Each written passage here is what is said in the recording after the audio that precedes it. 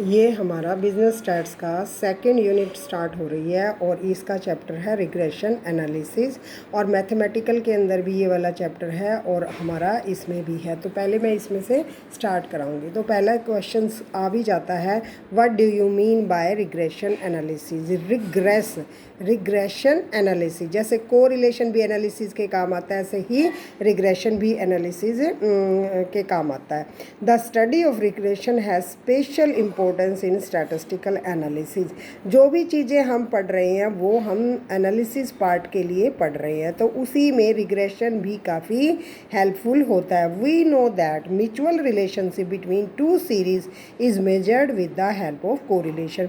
जब हमने कोरिलेशन निकाला है तो वो कोरिलेशन हमें बताता है कि टू सीरीज़ में कोई जब वैल्यू आर की आ जाती है तो बताता है कि म्यूचुअल डिपेंडेंस है या नहीं। ठीक है। Under the correlation direction and magnitude of the relationship between two variable is measured. तो उसमें हम क्या क्या चीज़ें मेजर कर रहे थे, उसके अंदर हम आर की वैल्यू प्लस माइनस 1 जैसे दे रखी है, तो हमारी आर की वैल्यू क्या आ गई, 0.9 आ गई, तो प्लस पॉइंट है, तो ये क्या है, डायरेक्शन बता रहा है और ये कह रहा है मैग्नीट्यूड बता रहा है। मैग्नीट्यूड का मतलब हाई डिग्री कोरिलेशन। तो हमें कोरिलेशन क्या बताता है, आर का मतलब क्या है, एक्स और वाई जो सीरीज है उसमें कैसा रिलेशन है, हाई डिग्री का कोरिलेशन है। तो कोरिलेशन केवल हमें ये बताता है कि जो टू सीरीज है या तीसरी भी सीरीज है तो इनका हम पेयर बना बना के ऐसे हम कोरिलेशन निकालते हैं। जैसे इसका निकाला एक्स जेड निकाला, इसका निकाला आर वाई जेड निकाला और हमारे पास जेड का एक्स जेड निकाला। तो 3 तरह के हम कोरिलेशन निकालते हैं कार्ल पियर्सन से। तो 3 तरह के, ये हमारी वैल्यू आ गई 0.5, ये वैल्यू आ गई 0.8 और ये वैल्यू आ गई 0.9। तो ये 3 तरह के जब हमारे पास सीरीज़ गिवन है तो इसमें हम फाइंड आउट करते हैं कोरिलेशन से कि ये हमारी वैल्यू आ गई 0.5, तो इसका मतलब मॉडरेट है, ये हाई डिग्री का है और ये और भी परफेक्ट 1 के बराबर है, आर स्मॉल आर है के बराबर है। ठीक है ना। तो इस तरह से हम रिलेशन निकालते हैं बिटवीन टू में कि पॉजिटिव है नेगेटिव है, यानी कि ये बता रहा है ना यहाँ पर कि magnitude and the correlation is magnitude and relationship between the two or more variable हम मेजर करते हैं, but it is not possible to make the best estimate of value dependent variable. अब जब हमने कहा है कि x और y के अंदर a प्लस में by, ऐसे हमारे पास क्या है, लीनियर रिलेशनशिप है। ठीक है। जब हमारे पास लीनियर रिलेशन है तो हमारा कोरिलेशन आएगा, लेकिन ये वैल्यू नहीं बताता। जैसे हमारे पास y क्या है, इंडिपेंडेंट वेरिएबल है, x क्या है, डिपेंडेंट वेरिएबल है, तो ये कोरिलेशन हमें ये बताने में समर्थ नहीं है। तो ये कौन बताता है, जब हमें इस तरह की वैल्यू एस्टिमेट करनी है, फ्यूचर की वैल्यू एस्टिमेट करनी है, तो we will study the regression. ठीक है। तो हम क्या रिग्रेशन ही स्टडी करते हैं। तो अब रिग्रेशन क्या है, जैसे मैं एक एग्जांपल लेके आपको बताती हूँ। पहले एक बार मीनिंग समझ लेते हैं। तो मीनिंग में हमें ये कह रहा है कि जब हमारे पास एक स्टडी की, जैसे इन्होंने गैल्टन ने एक स्टडी की, उसमें पाया कि जो लंबे पेरेंट्स हैं उनके जो बच्चे हैं उनके सन भी लंबे होंगे। जैसे उन्होंने कंक्लूड क्या किया, उन्होंने 2 सीरीज़ ली, एक तो है ना लंबे फादर्स लिए और उनके बच्चे भी लिए, एक्स और वाई 2 सीरीज़ स्टडी करी और उन्होंने क्या पाया कि son of tall father tend to be tall, कि मैक्सिमम केसेस में लंबे फादर के लंबे बच्चे थे और सन ऑफ शॉर्ट, और जिनके फादर की हाइट कम थी उनके बच्चे भी शॉर्ट थे। तो इसको कहते हैं कि ये on an average same behaviour करना सीरीज ने। ठीक है। But mean height of tall father is greater than the mean height of, पर ज़रूरी नहीं कि ऑन एन एवरेज जो फादर की हाइट है और बहुत सारे उन बच्चों की हाइट है ज़्यादा हो, तो उसमें फादर की हाइट ज़्यादा मिली। तो where as mean height of short is greater than the mean height of short father. इसी तरह से बच्चों की भी। तो the tendency of entire mankind, तो यही कह रहे हैं कि ऑन एन एवरेज जो है रिजल्ट वो अलग होते हैं। ऑन एन एवरेज अलग होने का मतलब क्या है, जैसे हमने 2 सीरीज स्टडी की कि टॉल फादर के ऑन एन एवरेज अगर हमने देखा तो लंबे पेरेंट्स की ऑन एन एवरेज हाइट ज़्यादा आई, लेकिन उनके जो बच्चे हैं उनकी एवरेज बच्चों की निकाली तो वो फादर की एवरेज वैल्यू से कम आई।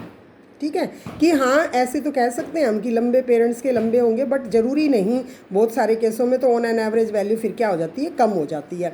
तो अब ये गैल्टन यही कहते हैं, रिग्रेशन टूवर्ड द मोडिसिटी, ये ज़रूरी नहीं कि सेम हो, यानी कि वो टेंडेंसी होती है, उस टेंडेंसी को हमने रिग्रेशन लाइन बोला है। और हम किस तरह से इसको और अच्छे से बता सकते हैं, regression is the study of nature, relationship between the variable. हमें ये तो पता है उन दोनों में रिलेशनशिप होगा तो हम रिग्रेशन पढ़ेंगे, so that one may be able to predict the unknown value of one variable with the known value of. Regression का मतलब है नॉन वैल्यू से अननोन वैल्यू का पता करना ही हमारा रिग्रेशन है। और रिग्रेशन भी कौन सा है, लीनियर रिग्रेशन है। जैसे फॉर एग्जांपल, अब ज़्यादा आपको ऐसे समझ आएगा, मैं एग्जांपल लेती हूँ कि जैसे हमारे पास 2 सीरीज़ हैं, ठीक है, तो 2 सीरीज़ का रिलेशन क्या है, लीनियर है। ए और बी कांस्टेंट है, ए बी कांस्टेंट है तो हम उनकी वैल्यू क्या ले लेते हैं, ए बी। यानी कि जब को रिलेशन एग्जिस्ट कर रहा है, को रिलेशन कैसा है, लीनियर, तो हमारे पास एक लाइन की इक्वेशन है। तो इसमें ये वाला क्या है, इंडिपेंडेंट वेरिएबल है, और ये क्या है, डिपेंडेंट। तो इसको बोलेंगे रिग्रेशन लाइन। क्या बोलेंगे इसको, रिग्रेशन लाइन। हमारे में लीनियर रिलेशन पहले हम स्टडी करेंगे, ठीक है। तो अब यहाँ कांस्टेंट की वैल्यू दे दी हमने 2 और 3। जब हम x की वैल्यू 1, और देखो इसके अंदर ये तो 2 पुट कीजिए, यानी कि हमारे पास y is equal to 2 plus में 3x, ये हो गया। तो इसमें हम x की ये वाली वैल्यू डालें 1 2 3 4 5, तो हमारे पास देखो y की वैल्यू आ जाती है 2 प्लस में 3 इंटू में 1, 2 प्लस में 3 इंटू में 2, तो ये सीरीज़ बन गई 5 8 वगैरह, आप निकाल के देखोगे। जब मैंने इसके अंदर इंडिपेंडेंट का मतलब क्या है, गिवन हमारे पास वैल्यू है, तो डिपेंडेंट वेरिएबल y है तो उसकी वैल्यू आ जाती है, ये आ गई ना। तो अब हमारे पास सीरीज आ गई, क्या, x की इंडिपेंडेंट वैल्यू और डिपेंडेंट वैल्यू ये हमारे पास आ गई। तो इस तरह से हमारा जो रिलेशन है उसमें हम इंडिपेंडेंट की हेल्प से डिपेंडेंट वैल्यू निकाल पाएँ और वैल्यू प्रेडिक्ट कर पाएँ। इसको हमने क्या नाम दिया है, रिग्रेशन का नाम दिया। So we get paired series हमें मिल गई, किस रिलेशन से मिली, लीनियर से। तो ये linear relation is known as a regression, क्या होता है, रिग्रेशन माना जाएगा। अब जैसे मैं इसको प्लॉट करती हूँ, इन पेयर्ड वैल्यू को मैंने प्लॉट किया, तो जो पहले वैल्यू है 1 और 5, 2 एंड 18, 3 एंड ये सारे हमने प्लॉट किया, और ये देखो एक लाइन में आ गए, ठीक हो गया ना। तो एक लाइन में जब आ गए, एक तो इनका रिलेशन कैसा है, ये देखो ये असेंडिंग है, ये भी असेंडिंग है, तो परफेक्ट कोरिलेशन है। परफेक्ट कैसा है, लीनियर कोरिलेशन है। तो ये जब इस तरह का कोरिलेशन हमारा होता है तो इसको हम एक तो रिग्रेशन बोलते हैं, क्या बोलते हैं, रिग्रेशन लाइन। हम स्टडी करेंगे what do you mean by independent की हेल्प से, इंडिपेंडेंट वेरिएबल की हेल्प से डिपेंडेंट वेरिएबल की वैल्यू पाएँ in the form of linear equation, this is known as a regression. तो इस तरह से अब फ्यूचर की वैल्यू क्या, अगर मेरे पास फ्यूचर की वैल्यू 6 है तो y की वैल्यू आ जाएगी ना, अगर मैं इसमें डालूंगी तो 6, तो उसकी वैल्यू क्या हो जाएगी, 20, ठीक है। तो इस तरह से हमने फ्यूचर की वैल्यू प्रेडिक्ट करते हैं। अभी हमने इसमें पढ़ा था कि किस तरह से अननोन वैल्यू से नॉन वैल्यू, हम नॉन वैल्यू से अननोन वैल्यू को फाइंड आउट करना ही हमारा काम है रिग्रेशन का। तो ये हमारे पास क्या है, रिग्रेशन लाइन। तो ये जो रिग्रेशन लाइन है ये कितनी हो सकती हैं, एक तो यही वाली होगी, और दूसरे केस में हम क्या बनाएंगे, x is equal to a plus में by, यानी कि वी हैव 2 रिग्रेशन लाइन। एक तो रिग्रेशन लाइन है जब y इंडिपेंडेंट है, एक रिग्रेशन लाइन है जब x इंडिपेंडेंट है। x इंडिपेंडेंट का मतलब यहाँ x की डिफरेंट वैल्यू डालें और ये डिपेंड होती जाएंगी इसकी। इस तरह से यहाँ पर हमारे पास दूसरी रिग्रेशन लाइन क्या है, y के अंदर हम इंडिपेंडेंट डिफरेंट वैल्यू डालेंगे and we get the value of x मिलती जाएंगी। तो इस तरह से ये जो एग्जाम्पल मैंने समझाया है इसमें कोरिलेशन एग्जिस्ट करता है, कैसा है, लीनियर है, तब हम रिग्रेशन लाइन आराम से निकाल सकते हैं। और इस तरह से गिवन वैल्यू ऑफ इंडिपेंडेंट की वैल्यू की डिपेंडेंट वैल्यू फाइंड आउट करना ही नोन एज ए रिग्रेशन है। अब हमारे पास ये देखो x और y में कैसा कोरिलेशन है, तो हमें पता लग जाता है कि कोरिलेशन भी क्या है, यानी कि रिग्रेशन है तो कोरिलेशन होगा ही होगा। ठीक है। अब हमारे पास ये भी कोरिलेशन में तो केवल हम ये देखते हैं कि रिलेशनशिप है या नहीं। अब यहाँ रिग्रेशन में हम फ्यूचर की वैल्यू को भी फाइंड आउट कर सकते हैं। इस तरह रिग्रेशन फ्यूचर की वैल्यू को फाइंड आउट करने के काम भी आता है, ठीक है। तो यहाँ से हमारे पास अब देखो इसने क्या कहा है, इस तरह से हम नॉन वैल्यू की हेल्प से अननोन वैल्यू को प्रेडिक्ट करते हैं, उसको भी हम रिग्रेशन कहते हैं। In regression one variable is considered independent, another variable is taken as dependent. एक टाइम में हम दो ही लाइन हो सकती हैं रिग्रेशन की, एक बार एक्स इंडिपेंडेंट हो और दूसरी बार वाई इंडिपेंडेंट हो। तो वही ये कह रहा है, for example there exist a fundamental relationship between the, जैसे वो कह रहा है कि डिमांड जो फंक्शन है वो किस पे डिपेंड होता है, प्राइस। जैसे ही प्राइस बढ़ जाते हैं तो डिमांड कम हो जाती है ना। Demand is dependent on price, price के ऊपर है। अगर प्राइस कम हो जाते हैं तो डिमांड बढ़ जाती है, प्राइस बढ़ जाते हैं तो डिमांड कम हो जाती है ना। जब चीज़ महंगी हो जाती है तो हम कम खरीदते हैं, यही है ना। तो इसका मतलब demand is dependent on price, price is independent. तो इस तरह के जब फंक्शंस होते हैं उनमें हम फ्यूचर की वैल्यू को फाइंड आउट करते हैं, is known as regression. On the basis of relationship between the demand and price, possible value of demand can be estimated by the corresponding value of. इस तरह प्राइस 1 ले लिया, price 2 ले लिया, तो डिपेंडेंट वैल्यू आती जाती हैं। तो इसको हमने क्या नाम दिया है, रिग्रेशन का, ठीक है। तो डेफिनेशन और भी हमारे पास रिग्रेशन की क्या है, regression is the measure of average relationship between the two variable.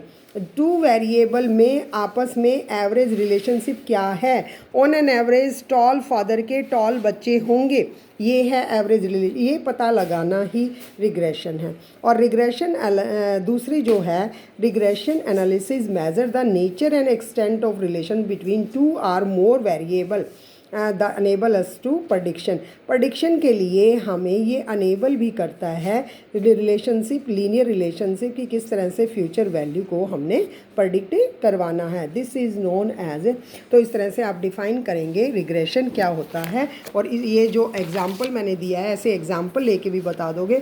इस तरह से relationship between two variable and future की वैल्यू को फाइंड आउट करना इज़ नोन एज रिग्रेशन है। नेक्स्ट क्वेश्चन आ जाता है, यूटिलिटी ऑफ रिग्रेशन क्या है, द स्टडी ऑफ रिग्रेशन। तो हमें पता है स्टैटिस्टिकल एनालिसिस के लिए इसका इम्पोर्टेंट रोल है।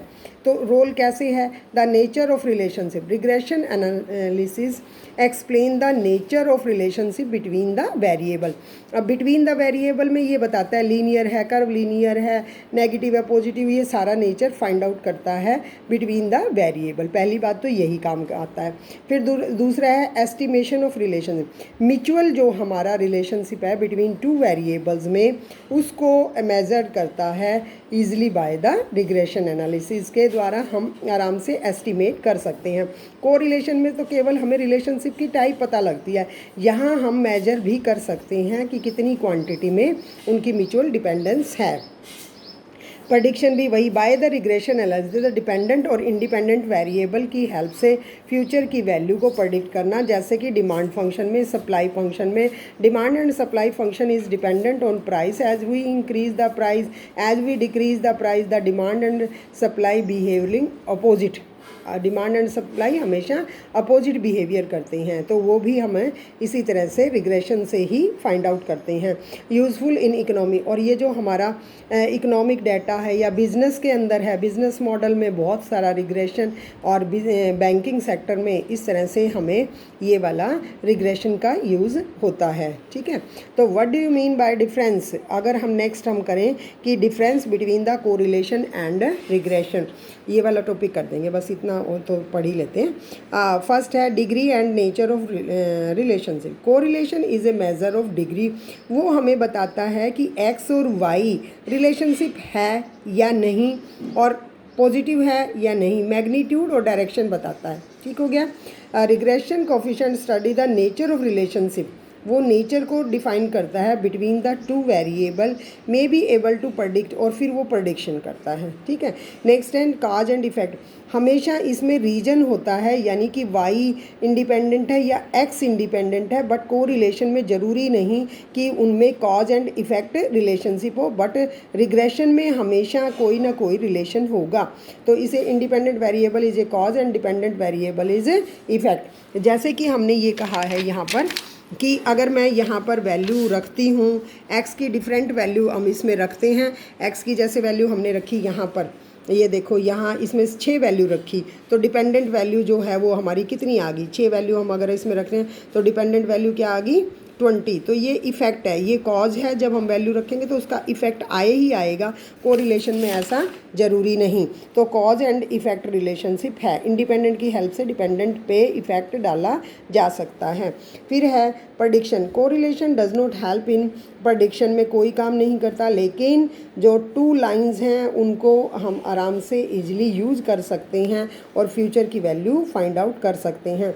अब कोरिलेशन जो कोफिशिएंट हैं, कोरिलेशन कोफिशिएंट कौन से होते हैं, R X Y, R Y X, इससे कोई फ़र्क नहीं पड़ता कि मैं सीरीज़ पहले लिख रही हूँ या बाद में, सेम बात है, दे आर सिमेट्रिक। इसको क्या बोलेंगे, सिमेट्रिक। जैसे यहाँ x है, यहाँ y है, या ये y है या x है, तो उससे कोई फ़र्क ही नहीं पड़ रहा। रिग्रेशन कोफिशिएंट तो इसी तरह से निकालते हैं, और रिग्रेशन में जैसे u v कर दिया था हमने, उससे चेंज ऑफ ओरिजिन से भी नहीं फ़र्क पड़ रहा। बट इन रिग्रेशन इक्वेशन के अंदर B X Y, B Y X different चीज़ें हैं, दे आर नॉट इक्वल। ये जो है x ऑन y इफ़ेक्ट है और ये y ऑन x है, तो ये 2 रिग्रेशन कोफिशिएंट है, they are not symmetrical. Regression coefficient क्या है, क्योंकि 2 इक्वेशन है तो इनके रिग्रेशन कोफिशिएंट 2 हैं, जबकि ये हमारे सेम होते हैं और ये क्या है, एक ही होता है कोरिलेशन के अंदर। रिग्रेशन कोफिशिएंट 2 हैं और कोरिलेशन कोफिशिएंट हमारा क्या है, अब यही बता रहा है कि जो correlation coefficient R X Y या आर वाई एक्स वाई जो हैं इक्वल हैं, ये इक्वल होते हैं बट सिमेट्रिकल हैं, लेकिन इसके अंदर ये बी एक्स वाई और B Y X 2 regression coefficient है, दे आर नॉट सिमेट्रिकल। फिर नेक्स्ट है नॉनसेंस कोरिलेशन। कई बार हमारे पास आर की वैल्यू आ जाती है, आर की वैल्यू आती है 0.2 0.3, बगैर बात में भी रिलेशनशिप आ जाता है कि अगर पहले वाले के इंक्रीज़ कर रहे हैं, दूसरे के भी इंक्रीज कर रहे हैं, चाहे वो एक दूसरे को हेल्प नहीं कर रहे नंबर आने में, तो भी कई बार उसका कोरिलेशन आ जाता है। बट रिग्रेशन कभी भी इस तरह का नॉनसेंस नहीं होता। अगर रिग्रेशन होगा तो उसका कोई ना कोई रीजन होगा। जैसे if any rise in income weight is nonsense correlation. अब जैसे ये कह रहा है कि अगर हम ऐसे निकालें इनकम में और वेट में, किसी बंदे की वेट और उसकी इनकम में रिलेशनशिप है, तो ये कोई बेवकूफ़ों वाली बात है, वैसे ही आ जाएगा, कोई होता तो नहीं ना रिलेशन। और रिग्रेशन तो इसको बिल्कुल ही स्टडी नहीं होता। There is nothing like in this type of nonsense. Regression में एक रीज़न होता है कोरिलेशन होने का, कभी भी नॉनसेंस रिलेशनशिप नहीं होता। उसी तरह से हमारे पास क्या है, ओरिजिन एंड स्केल। जब correlation coefficient is independent of, हमने किया था आर एक्स वाई, जो आर एक्स वाई निकालते हो आर यू वी, सेम बात है ना, इंडिपेंडेंट होता है। Correlation coefficient is independent of change of origin and scale, where as regression coefficient is independent of change of origin but not of scale. ठीक है, तो वो डिपेंडेंट होता है किसके, स्केल के, और ओरिजिन से तो इंडिपेंडेंट होता है, यानी कि डिवाइड करेंगे तो उसमें मल्टीप्लिकेशन आएगी। This implies that if some common factor is taken from X and Y, the adjustment is doing in the same manner, whereas in regression we have to make adjustment in same way. Adjustment in same way का मतलब क्या है, जैसे हमारे पास R X Y R U V same result है, लेकिन B X Y और बी यू वी सेम नहीं आएंगे, इसमें हमें एच से मल्टीप्लाई करना पड़ेगा, क्योंकि हम एच से उसके अंदर यू के अंदर हम क्या कर रहे हैं, x minus A by H कर रहे हैं ना, तो यहाँ हमें रिग्रेशन के जो फार्मूला है उसमें भी एच मल्टीप्लाई करेंगे, इसमें कोई हमने ज़रूरत नहीं पड़ी थी। तो इस तरह से ये वाला भी हो जाएगा, यानी कि there is a relation difference between the correlation and regression. Correlation अगर है then we can find out the regression, और रिग्रेशन कोफिशिएंट अगर हमें पता है तो भी हम आराम से कोरिलेशन निकाल सकते हैं, क्योंकि आर जो है is equal to geometric mean of B Y X. अगर मैं रिग्रेशन कोफिशिएंट का ज्योमेट्रिक मीन ले लेती हूँ तो हमारे पास क्या है, आर मिल जाएगा। आर का मतलब कोरिलेशन, यानी रिग्रेशन कोफिशिएंट पता है तो हमें कोरिलेशन आराम से पता लग जाएगा, और कोरिलेशन पता है तो रिग्रेशन कोफिशिएंट पता लगे ये ज़रूरी नहीं है। ठीक है, तो इस तरह से डिपेंडेंट हैं क्या, कोरिलेशन उस पर, किस पे, रिग्रेशन पे। फिर नेक्स्ट हमारे पास फिर करेंगे टाइप्स ऑफ कोरिलेशन। ओके।